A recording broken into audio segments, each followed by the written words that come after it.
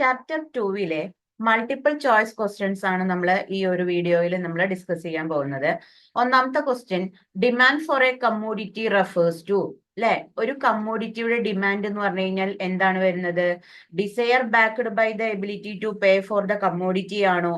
Need for the commodity and willingness to pay for it ആണോ? the quantity demanded of that commodity at a certain price ആണോ? അതോ the quantity of the commodity demanded at a certain price during any particular period of time, അല്ലെ? ഇതിലെ ഏത് ഉത്തരമാണ് correct ആയിട്ട് വരുന്നത്? D ആണ് ഉത്തരം കറക്റ്റ് ആയിട്ട് വരുന്നത് കേട്ടോ. ഓക്കെ, ഡി ആണ് എന്ത് ചെയ്യുന്നത്? ആൻസർ കറക്റ്റ് ആയിട്ട് വരുന്നത് എന്ന് നമുക്ക് എന്ത് ചെയ്യാം, നോക്കാം. ഓക്കെ, അപ്പൊ എന്തൊക്കെയാണ്? ഒന്നാമത്തേത്, ഒരു കമ്മോഡിറ്റിയുടെ ഡിമാൻഡ് എന്ന് പറഞ്ഞു കഴിഞ്ഞാൽ എന്താണ്? The quantity of the commodity demanded. ഒരു കമ്മോഡിറ്റിയുടെ ക്വാണ്ടിറ്റി ഡിമാൻഡഡ് എന്ന് പറയുമ്പോൾ എന്താണ്? ഒരു പെർട്ടിക്കുലർ പീരിയഡില് ഒരു സർട്ടൻ പ്രൈസിന് ഒരു കമ്മോഡിറ്റിയുടെ ക്വാണ്ടിറ്റി ഡിമാൻഡഡ് ആണ് എന്ത് ചെയ്യുന്നത്? എക്സ്പ്ലെയിൻ ചെയ്യുന്നത്. ഓക്കെ, ഇനി രണ്ടാമത്തെ ക്വസ്റ്റ്യൻ എന്ന് പറഞ്ഞു കഴിഞ്ഞാല്, contraction of demand is the result of. Contraction of demand എന്ന് പറഞ്ഞു കഴിഞ്ഞാൽ എന്താണ്? കോൺട്രാക്ഷൻ എന്ന് പറയുമ്പോൾ എന്താണ്? ഡിക്രീസിങ് നമ്പർ ഓഫ് കൺസ്യൂമേഴ്സ് ആണോ? അതോ increasing in the price of good concerned ആണോ?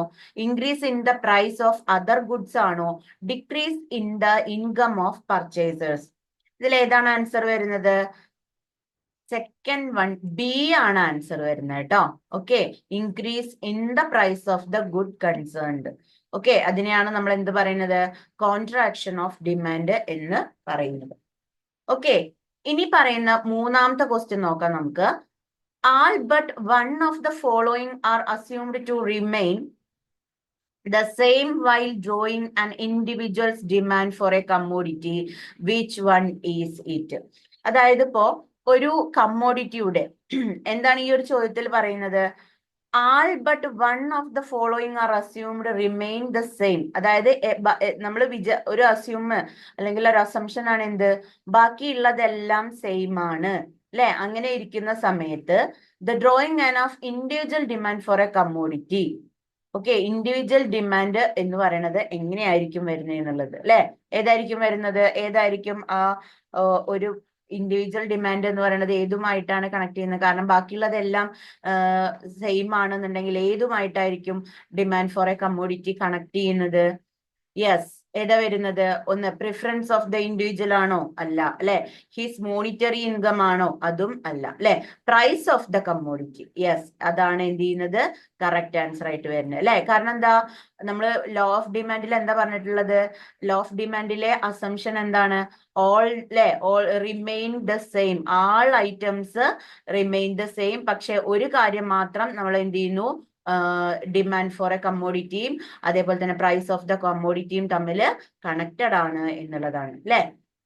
ഓക്കെ, അപ്പൊ 3ന്റെ ആൻസർ എന്ന് പറയുന്നത് സി ആണ് വരുന്നത്, പ്രൈസ് ഓഫ് ദി കമ്മോഡിറ്റി. ഇനി, which of the following pairs of goods in examples of substitute, അല്ലെ? അതെല്ലാവർക്കും അറിയുണ്ടാവും. സബ്സ്റ്റിറ്റ്യൂട്ട് ഗുഡിന്റെ നമ്മൾ ഏതൊരു ആൻസർ പറയുമ്പോഴും നമ്മൾ എടുക്കുന്ന ഒരേ ഒരു ടോപ്പിക്, അല്ലെ? അല്ലെങ്കിൽ ഏതൊരു സബ്സ്റ്റിറ്റ്യൂട്ട് ആണെങ്കിലും നമ്മൾ എടുക്കുന്നത് ഏതാണ്? ഏതാ എടുക്കുക? ടീ ഷുഗർ ആണോ? ടീ ആൻഡ് കോഫി ആണോ? പെൻ ആൻഡ് ഇങ്ക് ആണോ? ഷർട്ട് ആൻഡ് ട്രൗസർ ആണോ? ഏതാ വരുന്നത്? യെസ്, ടീ ആൻഡ് കോഫി ആണ് നമ്മൾ സബ്സ്റ്റിറ്റ്യൂട്ട് പ്രൊഡക്റ്റുകൾക്ക് വേണ്ടി എക്സാമ്പിൾ എപ്പോഴും നമ്മൾ പറയുക, അല്ലെ? സബ്സ്റ്റിറ്റ്യൂട്ട് ഗുഡ് എന്ന് പറഞ്ഞു കഴിഞ്ഞാൽ എന്താണ്? ഒന്നിന് പകരം നമുക്ക് മറ്റൊന്ന് ഉപയോഗിക്കാൻ പറ്റുന്നു. ഓക്കെ, ഇപ്പൊ ഇവിടെ തന്നിട്ടുള്ള ടീ ആൻഡ് ഷുഗർ ഏതെങ്കിലും ഒന്ന് മാത്രം ഉപയോഗിച്ച് കഴിഞ്ഞാൽ നമ്മൾ ആവശ്യം നടപ്പാക്കാൻ പറ്റുമോ? ഇല്ല. ഇനി pen and ink, pen and ink എന്ന് പറഞ്ഞു കഴിഞ്ഞാൽ ഇതിൽ പെന്നോ അല്ലെങ്കിൽ ഇങ്കോ ഏതെങ്കിലും ഒന്ന് കിട്ടിക്കഴിഞ്ഞാൽ നമ്മുടെ കാര്യം നടക്കുവോ? ഇല്ല. ഷർട്ട് ആൻഡ് ട്രൗസർ, അല്ലെ? എന്താണ്? ഷർട്ടും അതേപോലെ തന്നെ ട്രൗസറും ഏതെങ്കിലും ഒന്ന് കിട്ടിക്കഴിഞ്ഞാൽ നമ്മളെ കാര്യം നടക്കുവോ? ഇല്ല. പക്ഷെ ടീ ആൻഡ് കോഫി എന്ന് പറയുമ്പോൾ ടീ അല്ലെങ്കിൽ കോഫി നമുക്ക് എന്ത് ചെയ്യാം? ചൂസ് ചെയ്യാവുന്നതാണ്. ഓക്കെ, ഇനി 5th വൺ പറയണത്, in the case of a straight line demand curve meeting the two axes the price elasticity demand at the mid point of the line would be, അല്ലെ? ഇനി 5ാമത്തെ question എന്താ പറഞ്ഞിട്ടുള്ളത്? അതായത് ഒരു straight line demand curve ആണ്, അല്ലെ? ഒരു straight line demand curve ആണ്. അത് എന്ത് ചെയ്യുന്നു? 2 ആക്സിസിലും എന്ത് ചെയ്യുന്നുണ്ട്? മുട്ടിക്കുന്നുണ്ട്. അങ്ങനെയെങ്കിൽ price elasticity of demand at the mid point of the line. അങ്ങനെയാണെന്നുണ്ടെങ്കിൽ നമ്മുടെ മിഡ് പോയിന്റിൽ വരുന്ന എന്തായിരിക്കും അല്ലെ, അതായത് ആ ലൈനിന്റെ മിഡ് പോയിന്റിൽ വരുന്നത് എന്തായിരിക്കും എന്നുള്ളതാണ് എന്ത് ചെയ്യുന്നത് വരുന്നത് അല്ലെ. കാരണം മിഡ് പോയിന്റ് എന്ന് പറഞ്ഞു കഴിഞ്ഞാൽ നമുക്കറിയാം ഏതാണ്, കാരണം എന്താണ് പ്രൈസും പ്രൈസിൽ വരുന്ന ചേഞ്ചും, പ്രൈസ് ഇലാസിറ്റി എന്താന്നൊക്കെ ഓർമ്മ ഉണ്ടാവുമല്ലോ അല്ലെ. പ്രൈസ് ഇലാസിറ്റി ഓഫ് ഡിമാൻഡ് എന്ന് പറഞ്ഞു കഴിഞ്ഞാൽ എന്താ, percentage change in quantity demand divided by percentage change in price. Percentage change in പ്രൈസിൽ പ്രൈസിൽ എത്ര മാറ്റം ഉണ്ടാകുന്നോ അതിനനുസരിച്ച് എത്ര ക്വാണ്ടിറ്റി ഡിമാൻഡിൽ എത്ര മാറ്റം ഉണ്ടായി എന്ന് കാണിക്കുന്നതാണ് എന്ത്, പ്രൈസ് ഇലാസിറ്റി ഓഫ് ഡിമാൻഡ് എന്ന് പറയുന്നത് അല്ലെ. അപ്പൊ അത് രണ്ടും, അപ്പൊ ഒരു 20% ആണ് പ്രൈസിൽ ചേഞ്ച് വന്നത്, അതേസമയം 20% തന്നെ ക്വാണ്ടിറ്റി ഡിമാൻഡിലും ചേഞ്ച് വന്നിട്ടുണ്ട് എന്നുണ്ടെങ്കിൽ അല്ലെ, അതിനെയാണ് നമ്മൾ എന്ത് പറയുന്നത്, യൂണിറ്ററി ഇലാസ്റ്റിക് ഡിമാൻഡ് എന്ന് പറയുന്നത് അല്ലെ. അപ്പോ ഇവിടെ രണ്ട് ആക്സിസിലും മുട്ടിയിട്ടുണ്ട്, ഒരു സ്ട്രെയിറ്റ് ലൈൻ ഡിമാൻഡ് കർവ് ആണ്, അത് രണ്ട് ആക്സിസിലും മീറ്റ് ചെയ്തിട്ടുണ്ട് എന്ന് വെച്ച് കഴിഞ്ഞാൽ മുട്ടിയിട്ടുണ്ട്. Price elasticity of demand mid പോയിന്റിന്റെ എത്രയായിരിക്കും എന്നുള്ളതാണ് ചോദിക്കും വന്നിട്ടുള്ളത് അല്ലെ. അപ്പൊ എന്തായിരിക്കും, യൂണിറ്ററി ഇലാസ്റ്റിക് ആണ്. സോ ബി ഈക്വൽ ടു 1 ആണ് എന്ത് ചെയ്യുന്നത് ആൻസർ വരുന്നത്. ഓക്കെ, ക്ലിയർ അല്ലേ. ഇനി 6th വൺ പറയുന്നത് the law of demand assuming other things remaining the constant establishes the relationship between. law of demand ബാക്കിയുള്ളതെല്ലാം കോൺസ്റ്റന്റ് ആക്കി വെക്കുന്നു, ദെൻ ഏതൊക്കെ തമ്മിലുള്ള റിലേഷൻഷിപ്പ് ആണ് ലോ ഓഫ് ഡിമാൻഡിൽ പറയുന്നത് അല്ലെ. എല്ലാവർക്കും അറിയുന്ന ഒരേ ഒരു കാര്യമാണ് എന്താണ് ലോ ഓഫ് ഡിമാൻഡിൽ പറയുന്നുണ്ടാവുക, ഏത് രണ്ട് കാര്യങ്ങൾ തമ്മിലുള്ള റിലേഷൻഷിപ്പ് ആയിരിക്കും ലോ ഓഫ് ഡിമാൻഡിൽ പറയുന്നത്. കണ്ണും പൂട്ടിയിട്ട് നമുക്ക് ആൻസർ കൊടുക്കാം അല്ലെ. എന്താ വരുന്നത്, ബി ആണ് ആൻസർ വരുന്നത്. Price of a good and the quantity demand. വേറെ ഒന്നും അവിടെ നോക്കേണ്ട ആവശ്യമില്ല. ഇൻകം ഓഫ് ദ കൺസ്യൂമർ അല്ല അല്ലെ, ഇൻകവും ഡിമാൻഡും തമ്മിലുള്ള റിലേഷൻഷിപ്പ് അല്ല ലോ ഓഫ് ഡിമാൻഡ് പറയുന്നത്. അതേപോലെ തന്നെ പ്രൈസ് ഓഫ് ഗുഡും ഡിമാൻഡിന്റെ സബ്സ്റ്റിറ്റ്യൂട്ട് ഒന്നും തമ്മിലുള്ള റിലേഷൻഷിപ്പ് അല്ല അവിടെ പറയുന്നത്. അതേപോലെ തന്നെ ക്വാണ്ടിറ്റി ഡിമാൻഡ് ഓഫ് റിലേറ്റീവ് പ്രൈസും കോംപ്ലിമെന്ററി ഗുഡും തമ്മിലുള്ള റിലേഷൻഷിപ്പ് അല്ല. ഏതു മാത്രമാണ്, ബി ആണ് ആൻസർ വരുന്നത്. പ്രൈസ് ഓഫ് ഗുഡും ക്വാണ്ടിറ്റി ഓഫ് ഡിമാൻഡും തമ്മിലുള്ള റിലേഷൻഷിപ്പ് ആണ് എന്ത് ചെയ്യുന്നത് ലോ ഓഫ് ഡിമാൻഡിൽ കാണിക്കുന്നത്. ഓക്കെ, ദെൻ 7th വൺ പറയുന്നത് identify the factor which generally keeps the price elasticity of demand for a good law.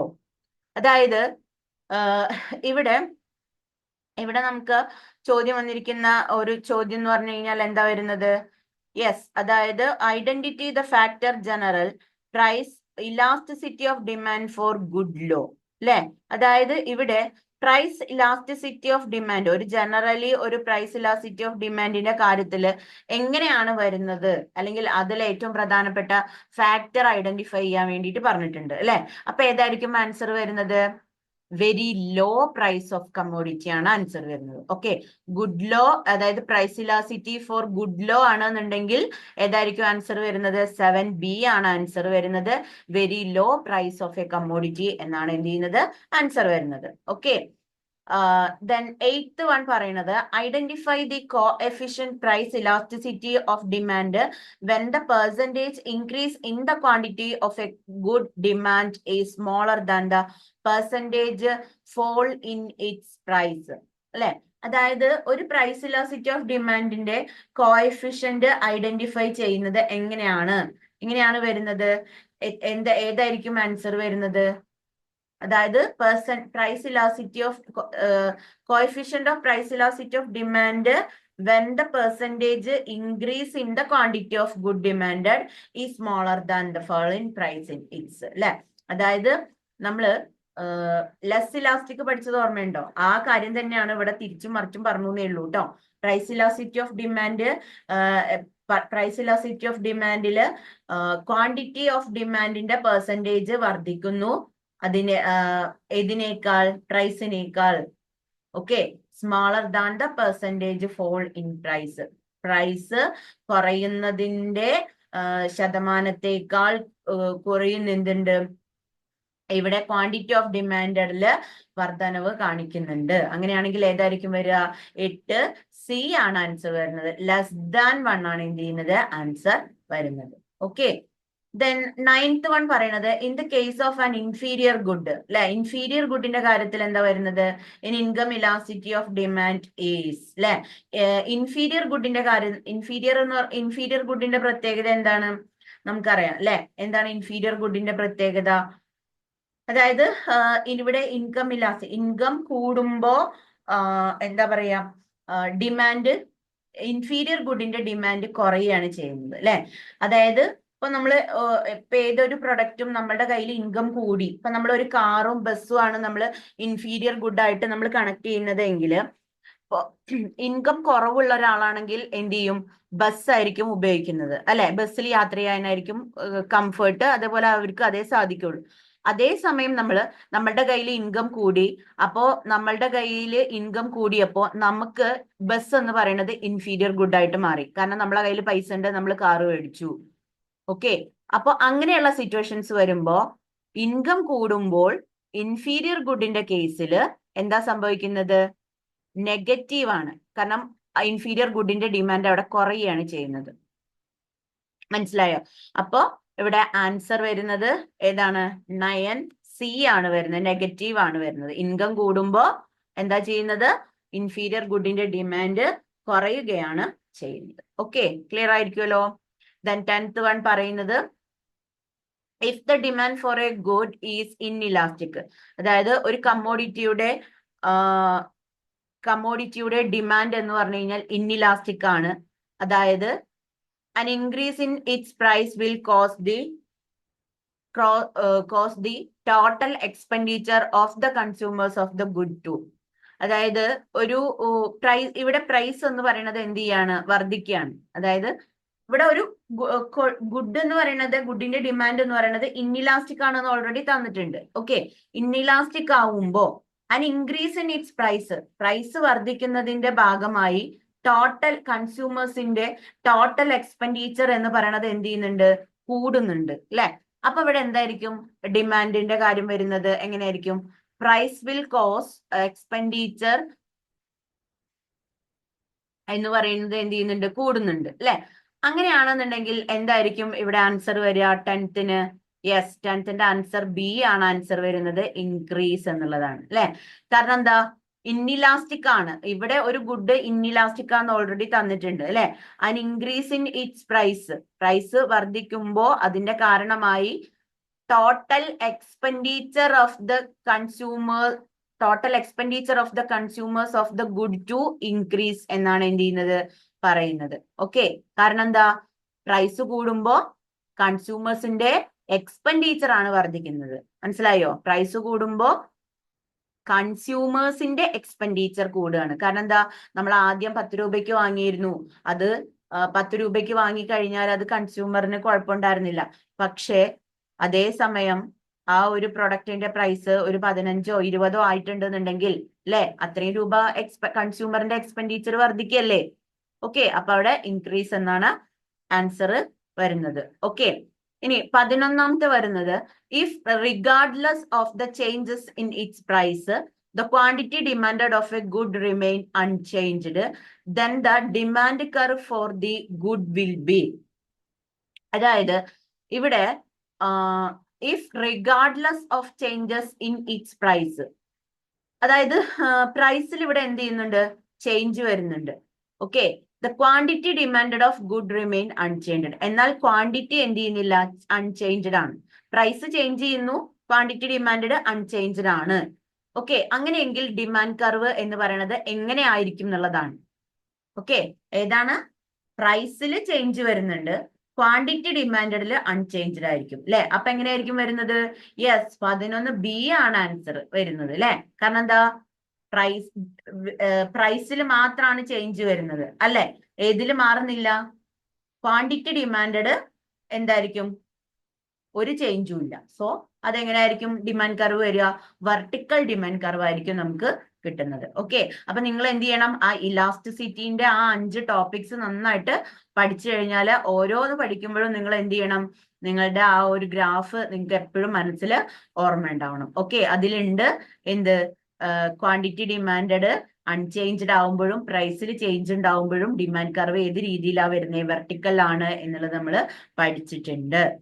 Okay, ഇനി 12ാമത്തെ ക്വസ്റ്റ്യൻ വരുന്നത്, അതായത് suppose the price of Pepsi increases. പെപ്സിയുടെ വില എന്ന് പറയുന്നത് വർദ്ധിച്ചു. We will expect the demand curve of Coca Cola to. കാരണം Pepsi അല്ലെങ്കിൽ കൊക്കോകോള. അപ്പൊ നമ്മൾ ടീ ആൻഡ് കോഫി പറയും പോലെയാണ് എന്ത് ഈ ഒരു സോഫ്റ്റ് ഡ്രിങ്ക്സിന്റെ പ്രത്യേകത അല്ലെ. പെപ്സി അല്ലെങ്കിൽ കൊക്കോകോള ഉണ്ടോ, അല്ലെങ്കിൽ കൊക്കോകോള ഉണ്ടെങ്കിൽ പെപ്സി ഉണ്ടോ എന്നുള്ളതാണ് നമ്മളുടെ ചോദ്യം വരുന്നത് അല്ലെ. അപ്പൊ പെപ്സിയുടെ പ്രൈസ് വർദ്ധിച്ചിട്ടുണ്ടെങ്കിൽ നമ്മൾ എക്സ്പെക്ട് ചെയ്യുന്ന എന്തായിരിക്കും, അതായത് കൊക്കോകോളയുടെ ഡിമാൻഡ് എങ്ങനെയായിരിക്കും, പെപ്സിയുടെ വില വർദ്ധിച്ചിട്ടുണ്ടെങ്കിൽ കൊക്കോകോളയുടെ ഡിമാൻഡ് ആയിരിക്കും എന്ത് ചെയ്യുന്നത്, വർദ്ധിക്കുന്നത് അല്ലെ. അപ്പൊ എന്ത് ചെയ്യുന്നു, ഷിഫ്റ്റ്. അപ്പൊ ആൻസർ എന്താ വരിക, shift towards the right since they are substitute അല്ലെ. എവിടേക്കാണ്, കൊക്കോകോളയുടെ ഡിമാൻഡ് വർദ്ധിക്കുകയാണ് ചെയ്യുക അല്ലെ. അപ്പൊ ഡിമാൻഡ് വർദ്ധിക്കുമ്പോൾ ഡിമാൻഡ് കർവ് എവിടേക്ക് ഷിഫ്റ്റ് ചെയ്യുന്ന പഠിച്ചിട്ടുള്ളത്, റൈറ്റിലോട്ട് ഷിഫ്റ്റ് ചെയ്യും. കാരണം എന്താണ്, Coca Cola and Pepsi are the substitute goods ആണ് നമ്മൾ പറയുന്നത്. ഓക്കെ, അപ്പൊ ആൻസർ ക്ലിയർ ആയിട്ടുണ്ടാവും എന്ന് വിചാരിക്കുന്നു. ഞാൻ 13ാമത്തെ നോക്കാം. All of the following R determinants of demand accept. അതായത് ഇവിടെ കൊടുത്തിട്ടുള്ളത് എല്ലാം, അതായത് താഴെ പറയുന്നവയില് ഡിമാൻഡിനെ ഡിറ്റർമിൻ ചെയ്യുന്ന ഫാക്ടേഴ്സ് കൊടുത്തിട്ടുണ്ട്. ഓക്കെ, ഇനി അതിൽ ഏതാണ് അക്സെപ്റ്റഡ് ആയിട്ടുള്ളത് അല്ലെ, അതായത് അതിൽ പെടാത്തത് ഏതാണ് എന്നുള്ളതാണ് ചോദ്യം. ഓക്കെ, ഡിറ്റർമിനൻസിൽ പെടാത്തത് ഏതാണ്, അതായത് ഡിറ്റർമിനൻസ് ഓഫ് ഡിമാൻഡിൽ ഉൾപ്പെടാത്തത് ഇതിൽ ഏതാണ് എന്നാണ് ചോദിക്കുന്നത് കേട്ടോ. അപ്പൊ നമുക്ക് ആ ഒരു ഡിറ്റർമിനൻസിന്റെ ആ ഭാഗം നന്നായിട്ട് നമ്മൾ പഠിച്ചതാണ്, അത് ഓർമ്മ ഉണ്ടാവണം.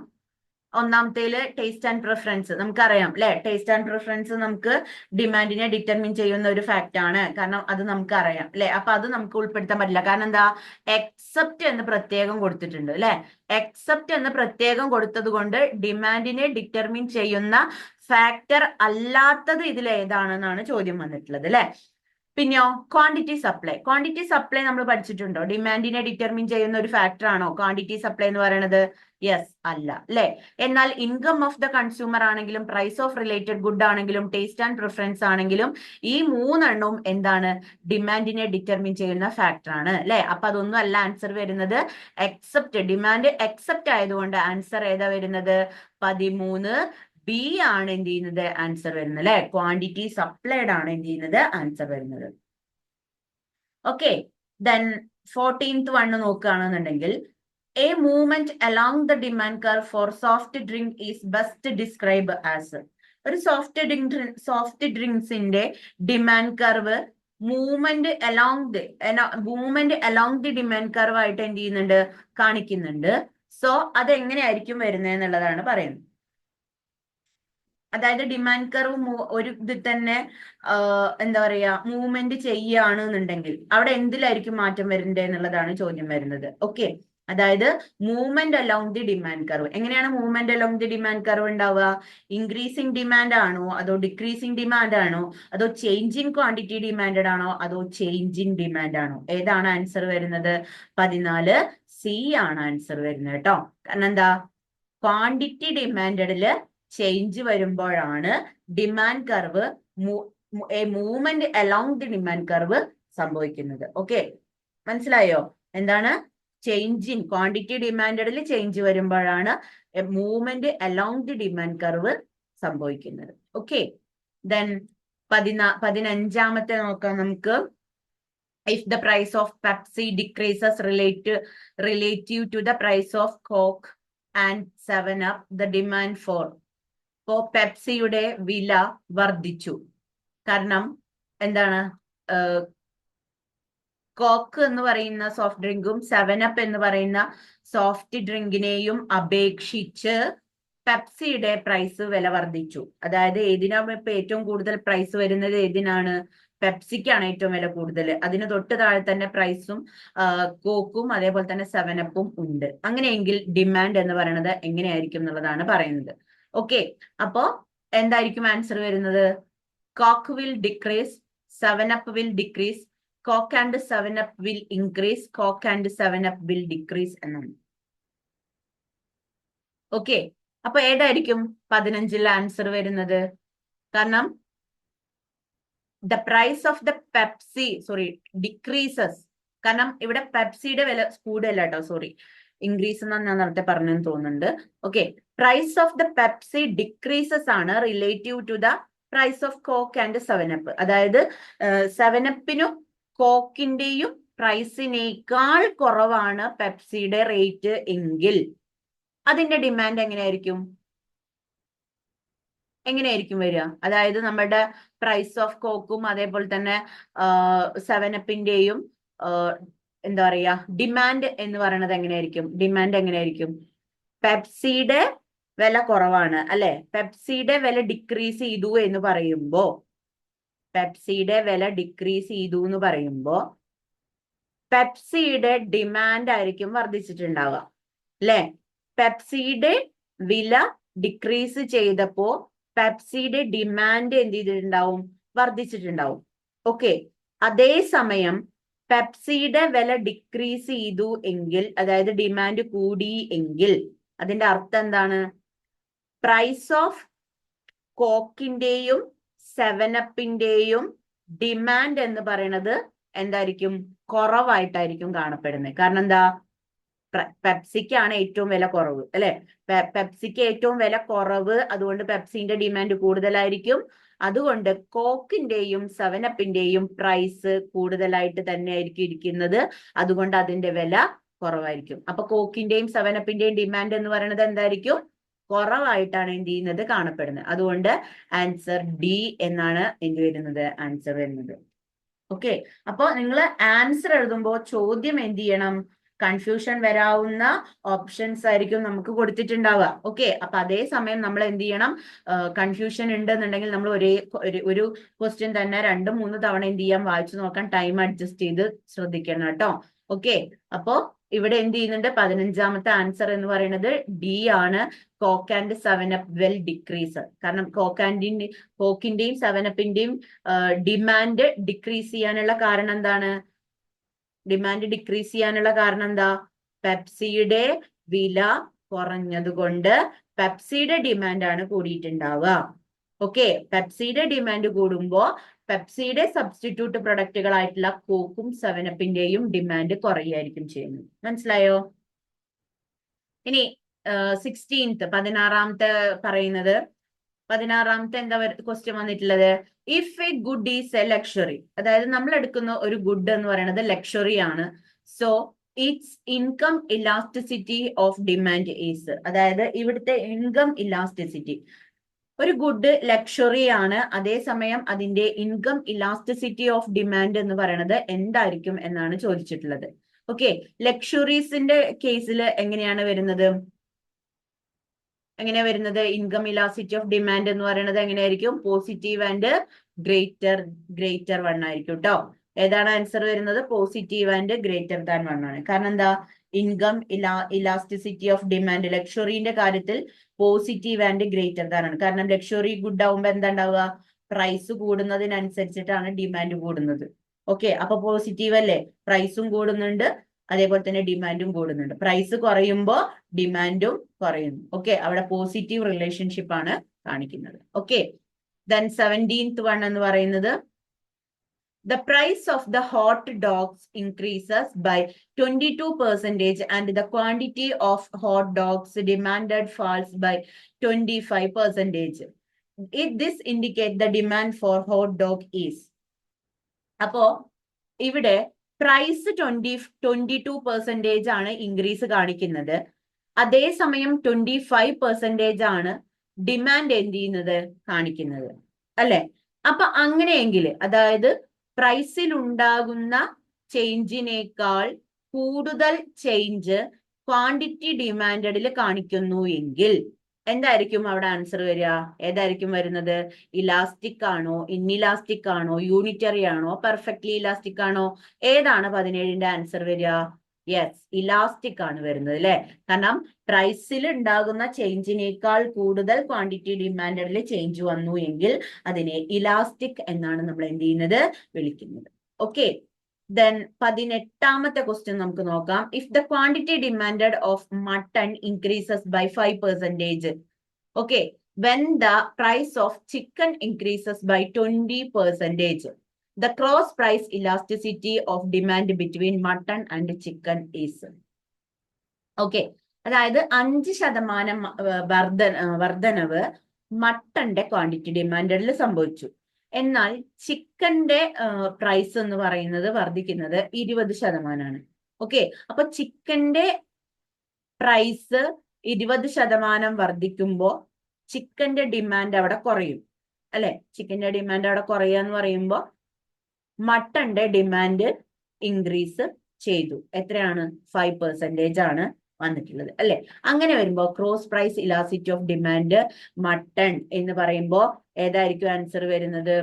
യെസ്, 0.25 ആണ് എന്ത് ചെയ്യുന്നത് ആൻസർ വരുന്നത്. ഓക്കെ, എങ്ങനെയാണ്? 5/20 ആണ് എന്ത് ചെയ്യുന്നത് ആൻസർ വരുന്നത്. ഓക്കെ, ക്ലിയർ അല്ലേ? 18ന്റെ ആൻസർ വരുന്നത് ആൻസർ ബി ആണ് വരുന്നത്, 0.25. എങ്ങനെ 0.25 കിട്ടിയത്? 5 ÷ 20 ചെയ്യുമ്പോൾ 0.25 ആണ് എന്ത് ചെയ്യുന്നത് ആൻസർ കിട്ടുന്നത്. ഓക്കെ, ഇനി 19ാമത്തെ നമുക്ക് നോക്കാം. Given the following 4 possibilities which one result is in an increase in total consumer expenditure. Okay, ഈ ഒരു 4 പോസിബിലിറ്റി ഇവിടെ കൊടുത്തിട്ടുണ്ട്. ഇതിലേതാണ് ടോട്ടൽ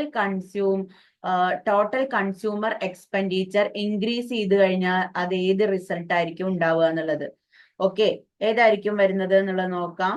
എന്താണ് ഓപ്ഷൻസ് ഏതൊക്കെയാണ്? Demand is unitary, elastic and price falls. Demand is elastic and price rises. Demand inelastic and price falls. Demand is elastic and price rises എന്നുള്ളതാണ് കൊടുത്തിട്ടുള്ളത്. Okay, അപ്പൊ ഏതായിരിക്കും ഇതിൽ ആൻസർ വരുന്നത്? അതായത് കൺസ്യൂമറിന്റെ ടോട്ടൽ എക്സ്പെൻഡിച്ചർ വർദ്ധിക്കുന്നു എന്ന് പറയുമ്പോൾ, ടോട്ടൽ എക്സ്പെൻഡിച്ചർ വർദ്ധിക്കുക എന്ന് പറയുമ്പോൾ അവിടെ എന്താണ് എന്ത് കൂടിയിട്ടുണ്ടായിരിക്കും? പ്രൈസ് വർദ്ധിക്കുമ്പോഴാണ് ഡിമാൻഡ് വർദ്ധിക്കുന്നത്. സോറി, പ്രൈസ് വർദ്ധിക്കുമ്പോഴാണ് കൺസ്യൂമറിന്റെ എക്സ്പെൻഡിച്ചർ കൂടുന്നതെന്ന് നമ്മൾ തൊട്ട് മുന്നേ പറഞ്ഞിട്ടുള്ളൂ അല്ലെ. അപ്പൊ ഇതിൽ ഏതാ വരിക? പ്രൈസ് റൈസ് ചെയ്തത് കൊണ്ടാണ്. ഓക്കെ, ഡിമാൻഡ് ഇൻഇലാസ്റ്റിക്കും പ്രൈസ് റൈസ് ചെയ്തത് കൊണ്ടാണ് എന്ത് ചെയ്യുന്നത് അവിടെ അങ്ങനെ ഒരു സിറ്റുവേഷൻ സംഭവിക്കുന്നത്. ഓക്കെ, ഇനി 20ാമത്തെ നോക്കാം. 20 എന്ന് പറയുന്നത് which of the following statement about price elasticity of supply is correct? Price elasticity of supplyക്ക് കറക്റ്റ് ആയിട്ടുള്ളത് ഏതാണെന്നുള്ളതാണ് എന്ത് ചെയ്യുന്നത് ഇനി പറയുന്നത്. ഓക്കെ, അതിലേതാണ്? ഓപ്ഷൻ എ ആണോ, ബി ആണോ, സി ആണോ, ഡി ആണോ വരുന്നത്? 20 ഏതാ വരുന്നത്? യെസ്, ഡി അല്ലെ. എല്ലാം കറക്റ്റ് ആണ്. ഓക്കെ, കാരണം എന്താ? Price elasticity of supply is measured how much the quantity supplied of a good respond to changes in price of that good. Price of elasticity of supply എന്ന് measure ചെയ്യുന്നത് എന്താണ്? ഒരു ഗുഡിന്റെ പ്രൈസിൽ ഉണ്ടാകുന്ന ചേഞ്ച് കൊണ്ട് എന്ത് മാറ്റമാണ് ക്വാണ്ടിറ്റി സപ്ലൈയിൽ ഉണ്ടായി എന്നുള്ളതാണ് ഇവിടെ കാണിക്കുന്നത്. അത് കറക്റ്റ് ആണ്. അതേപോലെ തന്നെ പ്രൈസിൽ എന്താ പറയാ എത്ര പെർസെന്റേജ് ചേഞ്ച് ഉണ്ടായി എന്നുള്ളതിനനുസരിച്ച് ഡിവൈഡ് ചെയ്ത് കഴിഞ്ഞാൽ പ്രൈസ് ഇലാസ്റ്റിറ്റി ഓഫ് സപ്ലൈ എന്നുള്ളത് കിട്ടും. അതേപോലെ തന്നെ പ്രൈസ് ഇലാസ്റ്റിറ്റി ഓഫ് സപ്ലൈ എന്ന് പറയുന്നത് ലോങ് റണ്ണിൽ എങ്ങനെയായിരിക്കും, ഷോർട്ട് റണ്ണിലും ഡിഫറെന്റ് ആയിരിക്കും എന്നുള്ളതും കറക്റ്റ് ആണ്. ഓക്കെ, അപ്പൊ ആൾ ഓഫ് ദി എബവ് ആണ് 20 ആൻസർ കൊടുക്കേണ്ടത്. ഇനി 21ാമത്തേക്കും വരുന്നത് ഓക്കെ 21ാമത്തെ ക്വസ്റ്റ്യൻ വരുന്നത് which of the following is an incorrect statement. ഇതിൽ ഏതാണ് ഇൻകറക്റ്റ് സ്റ്റേറ്റ്മെന്റ് വരുന്നത് എന്നുള്ളതാണ് പറയുന്നത് കേട്ടോ. അപ്പോ ഏതാണ് ആൻസർ വരുന്നത്? When goods are substitute a fall in the price of one leads to a fall in the quantity demanded it substitute. അതായത് സബ്സ്റ്റിറ്റ്യൂട്ട് ഗുഡ്സ് ആവുമ്പോ ഒരു കമ്മോഡിറ്റിയുടെ പ്രൈസ് കുറയുകയാണ് എന്നുണ്ടെങ്കിൽ മറ്റേ കമ്മോഡിറ്റിയുടെ ക്വാണ്ടിറ്റി ഡിമാൻഡിനെ എന്ത് ചെയ്യും? കുറയും എന്നുള്ളതാണ്. കാരണം ഇവിടെ ഒരു ഗുഡിന്റെ പ്രൈസ് എന്ത് ചെയ്യുന്നു? കുറയുന്നു. ഈ ഗുഡിന്റെ പ്രൈസ് കുറയുമ്പോൾ മറ്റേ ഗുഡിന്റെ ക്വാണ്ടിറ്റി ഡിമാൻഡ് കൂടുതലായിരിക്കും. ഓക്കെ, അപ്പൊ ഇവിടെ എന്താ പറയണത്? ഇവിടെ ഒരു ഗുഡിന്റെ പ്രൈസ് ഫോൾ ചെയ്തപ്പോ, അതായത് കുറഞ്ഞപ്പോ മറ്റേ ഗുഡിന്റെ സബ്സ്റ്റിറ്റ്യൂട്ട് ഗുഡിന്റെ ക്വാണ്ടിറ്റി ഡിമാൻഡും കുറഞ്ഞു എന്നുള്ളതാണ് എന്ത് ചെയ്യുന്നത് പറയുന്നത്. ഓക്കെ, ഇനി അടുത്ത ഓപ്ഷനിൽ എന്താ പറയണത്? കോംപ്ലിമെന്ററി ഗുഡ് ആണെന്നുണ്ടെങ്കിലോ, കോംപ്ലിമെന്ററി ഗുഡ് ആണെങ്കിലോ a fall in price of one, ഒരു കമ്മോഡിറ്റിയുടെ പ്രൈസ് കുറയുകയാണെന്നുണ്ടെങ്കിൽ മറ്റേ കമ്മോഡിറ്റിയുടെ ഡിമാൻഡ് എന്ന് പറയുന്നത് വർദ്ധിക്കുന്നു എന്നുള്ളതാണ് രണ്ടാമത്തെ ഓപ്ഷൻ കൊടുത്തിട്ടുള്ളത്. മൂന്നാമത്തെ ഓപ്ഷനിൽ എന്താണ്, ഒരു കൺസ്യൂമേഴ്സിന്റെ ഇൻകം വർദ്ധിക്കുമ്പോൾ എന്താണ്, കമ്മോഡിറ്റിയുടെ ഡിമാൻഡ് എന്ന് പറയുന്നത് ഇൻക്രീസ് ചെയ്യുന്നു എന്നുള്ളതാണ് പറയുന്നത്. പിന്നെയോ commodity become fashionable people prefer to buy it's therefore it's demand increases. ഇനി ഒരു ഫാഷനബിൾ പീപ്പിൾ ആണ്, അങ്ങനെയെങ്കിൽ കമ്മോഡിറ്റി എന്ന് പറയുന്നത് ആളുകൾ മേടിക്കുന്നു, അങ്ങനെയെങ്കിൽ അതിന്റെ ഡിമാൻഡ് വർദ്ധിക്കുന്നു. ഇതിൽ ഏതാണ് നമ്മുടെ ഇൻകറക്റ്റ് ആയിട്ടുള്ള സ്റ്റേറ്റ്മെന്റ് എന്നുള്ളതാണ് പറയുന്നത്. ഓക്കെ, ഏതാണ് ഇൻകറക്റ്റ് ആയിട്ടുള്ള സ്റ്റേറ്റ്മെന്റ് വരുന്നത്? യെസ്, സി ആണ് ആൻസർ വരുന്നത് അല്ലെ. എന്താണ്, income of the consumer, income of the consumer, income of the consumer increases. ഒരു കൺസ്യൂമറിന്റെ ഇൻകം എന്ന് പറയുന്നത് വർദ്ധിക്കുന്നു. അതേ ഇൻകം വർദ്ധിക്കുമ്പോൾ demand for the commodity increases എന്നാണ് പറയുന്നത്. ഓക്കെ, അതെന്താണ്, ആൾവേസ് ആൻഡ് വൈസ് വേഴ്സ എന്ന് പറഞ്ഞിട്ടുള്ളത് അല്ലെ. അപ്പൊ എന്താ, ഇൻകം കുറയുമ്പോ കമ്മോഡിറ്റിയുടെ ഡിമാൻഡ് എന്ന് പറയുന്നത് കുറയുന്നു എന്നുള്ള ഒരു എന്താ പറയാ രീതിയും വരുന്നുണ്ട് അല്ലെ. അപ്പൊ അത് ശരിയല്ല. നമ്മളുടെ ഇൻകം കുറവാണെങ്കിലും നമുക്ക് വാങ്ങുന്നത് അല്ലെ, നമുക്ക് ഇൻകം കുറവാച്ചിട്ട് ആരെങ്കിലും അരി വെട്ടി കുറയ്ക്കാൻ പറ്റും? ഇല്ലല്ലോ. അപ്പൊ ആ ഒരു സിറ്റുവേഷനിൽ നമുക്കിത് ഇൻകറക്റ്റ് സ്റ്റേറ്റ്മെന്റ് ആയിട്ടാണ് നമുക്ക് പറയാനുള്ളത്. ഓക്കെ, ക്ലിയർ അല്ലേ? ഇനി 22ാമത്തെയാണ് നമുക്ക് പറയാനുള്ളത് കേട്ടോ.